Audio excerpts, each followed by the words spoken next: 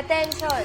Para sa mga gustong magsimula ng negosyo, if ikaw ito, this video is for you. Gusto mo bang magsimula ng negosyo kahit sa maliit na puhunan? Matagal ka na bang naghahanap ng murang produkto? Yung produktong hindi mo na kailangang bilhin ng mahal? If yes, you are on the right video. Possible mangyari sa'yo yan basta alam mo ang 4 easy steps. Ano nga ba ang 4 easy steps? Itong 4 easy steps na to ang ginagawa ng ating mga successful importers kaya sila kumikita ng doble at na-achieve ang sales na gusto nila. At ito rin ang dahilan kung bakit sila nakakabili ng murang product. Dito, i-review ko sa inyo kung paano. Step 1. Go to Alibaba website. Sa Alibaba, makakabili ka ng murang products na pwede mong ibenta dahil direct ito sa factories and manufacturers.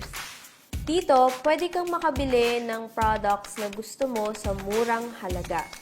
Pag nakapili ka na ng products, negotiate with your supplier para malaman mo kung paano ito babayaran at kung magkano ang babayaran mo. Step 2. Message Stratquad Philippines para matulungan ka namin magpa-import ng products.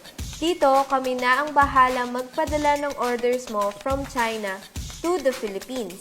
Hindi mo na kailangang magbayad ng mahal dahil affordable ang rates ni Stratquad because for as low as 399 pesos, mapaparating mo na ang packages mo dito sa Pilipinas.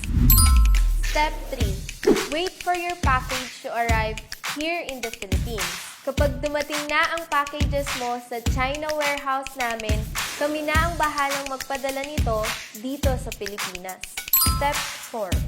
Pick up your packages sa Malabon warehouse ni Stratquad.